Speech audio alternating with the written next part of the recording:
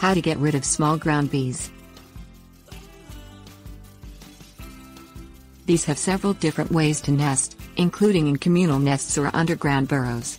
Bees in general are a concern for homeowners because they can be aggressive and sting, create damage to homes and other buildings, and destroy plants and planting ground. Bees will become aggressive when attacked or trapped. These pests need to be eradicated from their nests, and their nests need to be destroyed. Things you will need: borax, sand or gravel, work boots, clothing that covers exposed skin, safety goggles. Put on thick clothing and safety goggles to avoid being stung.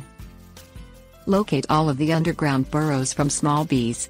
Burrows normally appear in loose soil and they look like drill holes.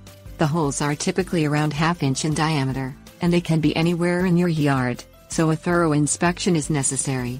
Communal nests, which house several bees, look the same as single nests, and they can be treated the same way. Sprinkle borax into the underground burrows. Do this in the evening when the bees are in their burrows. A few granules is sufficient for each nest. At this point, do not stomp on the nests to close them up. The borax will stick to the bees' legs, and when they go out the next day, they will carry it around and possibly transfer it to other bees. Repeat the process the next evening.